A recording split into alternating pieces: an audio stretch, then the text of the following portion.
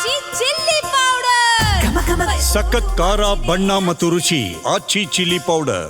ರಾಜಧಾನಿ ಬೆಂಗಳೂರಿನಿಂದ ರಾಷ್ಟ್ರ ರಾಜಧಾನಿ ದೆಹಲಿಗೆ ತೆರಳಿದ್ದಾರೆ ಡಿಸಿಎಂ ಡಿಕೆ ಶಿವಕುಮಾರ್. ಬೆಂಗಳೂರಿನ ದೇವನಹಳ್ಳಿ ಏರ್ಪೋರ್ಟ್ನಿಂದ ದೆಹಲಿಯತ್ತ ಪ್ರಯಾಣ ಬೆಳೆಸಿದ್ದಾರೆ ಡಿಕೆ ಶಿವಕುಮಾರ್. ಬೆಂಗಳೂರಿನಿಂದ ದೆಹಲಿಗೆ ತೆರಳಿದರು ಉಪಮುಖ್ಯಮಂತ್ರಿ ಡಿಕೆ ಶಿವಕುಮಾರ್.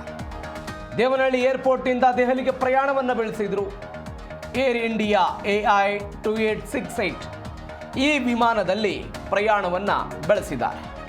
ಬೆಳಗಾವಿಯ ಅಧಿವೇಶನ ಇತ್ತು. ಅಧಿವೇಶನವನ್ನು ಮುಗಿಸಿಕೊಂಡು ಇದೀಗ ದೆಹಲಿಯತ್ತ ಡಿಕೆ ಶಿವಕುಮಾರ್ ಪ್ರಯಾಣವನ್ನು ಬೆಳೆಸಿರೋದು. ಅಧಿವೇಶನದ ನಂತರ ಈ ಕುರ್ಚಿ ಬದಲಾವಣೆಯ ಜಟಾಪಟಿ ಮತ್ತೊಂದು ಸ್ವರೂಪವನ್ನು ಪಡೆದುಕೊಂಡಿದೆ. ಇದೀಗ ಹೈಕಮಾಂಡ್ ನಾಯಕರನ್ನ ಭೇಟಿಯಾಗೋ ಸಾಧ್ಯತೆ ಇದೆ ಡಿಕೆ ಶಿವಕುಮಾರ್. ಇದುವರೆಗೂ ಕೂಡ ಡಿಕೆ ಶಿವಕುಮಾರ್ ಅವರ ಕೈಗೆ ಹೈಕಮಾಂಡ್ ಸಿಕ್ಕಿರಲಿಲ್ಲ. ಶತಾಯಗತಾಯ ಹೈಕಮಾಂಡ್ ನಾಯಕರನ್ನ ಭೇಟಿ ಮಾಡಲೇಬೇಕು ಅಂತ ಡಿಸಿಎಂ ಡಿಕೆ ಶಿವಕುಮಾರ್ ಪಣ ತೊಟ್ಟಂತೆ ಕಾಣಿಸ್ತಾ ಇದೆ. ಹೀಗಾಗಿ ಕೆಲವೊಂದಿಷ್ಟು ಸರ್ಕಾರದ ಮಟ್ಟದಲ್ಲಿ ಸಭೆಗಳು, ಜಲಸಂಪನ್ಮೂಲ ಇಲಾಖೆಯ ಸಭೆಗಳು, ನೀರಾವರಿ ವಿಚಾರದ ಸಭೆಗಳು, ಮೋದಿಯವರನ್ನು ಭೇಟಿ ಮಾಡಬಹುದು ಅಂತ ನಿನ್ನೆ ಕೆಲವೊಂದಿಷ್ಟು ಮಾತುಗಳು ಬಂದಿತ್ತು. ಅದು ಇದುವರೆಗೂ ಕೂಡ ಕನ್ಫರ್ಮ್ ಆಗಿಲ್ಲ. ಇವೆಲ್ಲದರ ನಡುವೆಯೂ ಕೂಡ ಡಿಸಿಎಂ ಡಿಕೆ ಶಿವಕುಮಾರ್ ತಮ್ಮ ಪಕ್ಷದ ನಾಯಕರನ್ನ ಭೇಟಿ ಮಾಡ್ತಾರೆ.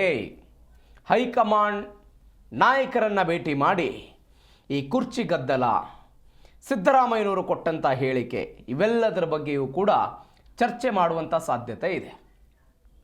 ಬ್ರೇಕ್ಫಾಸ್ಟ್ ಮೀಟಿಂಗ್ ಆದಾಗ ಸಿದ್ದರಾಮಯ್ಯನವರು ಒಂದು ಹೇಳಿಕೆಯನ್ನು ಕೊಟ್ಟಿದ್ದರು. ಬೆಳಗಾವಿಯ ಅಧಿವೇಶನ ಬರ್ತಾ ಇದೆ, ಹೀಗಾಗಿ ನಾವು ಒಗ್ಗಟ್ಟು ಪ್ರದರ್ಶನ ಮಾಡ್ತಾ ಇದ್ದೀವಿ, ವಿಪಕ್ಷವನ್ನು ತಣಿಸಬೇಕು ಅನ್ನುವಂಥ ಒಂದು ಕಾರಣಕ್ಕೆ. ಅಧಿವೇಶನ ಮುಗಿತು. ಅಧಿವೇಶನದ ಕೊನೆಯ ದಿನಗಳಲ್ಲಿ ಸಿದ್ದರಾಮಯ್ಯನವರು ಸದನಗಳಲ್ಲೇ ಸ್ಪಷ್ಟಪಡಿಸೋ ಪ್ರಯತ್ನ ಮಾಡಿದರು, ನಾನೇ ಮುಖ್ಯಮಂತ್ರಿ ಅಂತ. ಅದಾದ ನಂತರ ಡಿಕೆ ಶಿವಕುಮಾರ್ ಕೆಲವೊಂದಿಷ್ಟು ಹೇಳಿಕೆಗಳನ್ನು ಕೊಟ್ಟರು, ನಮ್ಮ ನಡುವೆ ಅಂಡರ್ಸ್ಟ್ಯಾಂಡ್ ಇದೆ ಅಂತ.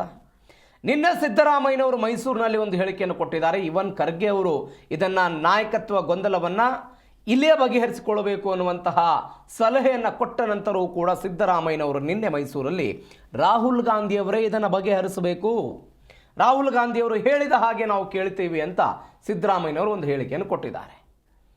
ಹೀಗಾಗಿ ಡಿಕೆ ಶಿವಕುಮಾರ್ ನಿನ್ನೆ ಅದಕ್ಕೆ ಪ್ರತಿಕ್ರಿಯೆ ಕೊಟ್ಟರು.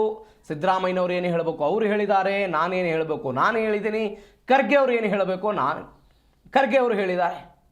ನಮ್ಮಲ್ಲಿ ಸಮಸ್ಯೆಯೇ ಇಲ್ವಲ್ಲ, ಸಮಸ್ಯೆ ಇದ್ದರೆ ಮಾತ್ರ ಅದನ್ನು ಶಾರ್ಟ್ ಔಟ್ ಮಾಡ್ಕೊಳ್ಳೋದಕ್ಕೆ ಸಾಧ್ಯ ಅನ್ನುವಂಥ ಹೇಳಿಕೆಯನ್ನು ಕೊಟ್ಟಿದ್ದರು. ಇವೆಲ್ಲದರ ನಡುವೆ ದೆಹಲಿಗೆ ಹೋಗ್ತಾ ಇದ್ದಾರೆ. ಮಲ್ಲಿಕಾರ್ಜುನ್ ಖರ್ಗೆ ಬೆಂಗಳೂರಿನಲ್ಲಿ 3-4 ದಿನಗಳ ವಾಸ್ತವ್ಯವನ್ನು ಹೂಡಿದಾಗಲೂ ಕೂಡ ಡಿಕೆ ಶಿವಕುಮಾರ್ ಮಲ್ಲಿಕಾರ್ಜುನ್ ಖರ್ಗೆ ಅವರನ್ನು ಭೇಟಿ ಮಾಡಿರಲಿಲ್ಲ. 3-4 ದಿನ ಸಿದ್ದರಾಮಯ್ಯನವರು ಹೋಗಿದ್ದರು, ಸಿದ್ದರಾಮಯ್ಯನವರ ಬಣದ ಶಾಸಕರು ಹೋಗಿದ್ದರು, ಮುಖ್ಯಮಂತ್ರಿ ಬದಲಾವಣೆ ಬಗ್ಗೆ ಚರ್ಚೆಯನ್ನು ಮಾಡ್ಕೊಂಡ್ಬಂದಿದ್ರು, ಆದರೆ ಡಿಕೆ ಶಿವಕುಮಾರ್ ಹೋಗಿರಲಿಲ್ಲ. ಅದರ ಪೂರ್ವ ಭಾಗದಲ್ಲಿ ಡಿಕೆ ಶಿವಕುಮಾರ್ ರಾಹುಲ್ ಗಾಂಧಿಯವರನ್ನು ಭೇಟಿ ಮಾಡೋದಕ್ಕೆ ದೆಹಲಿಗೆ ಹೋಗಿದ್ದರು.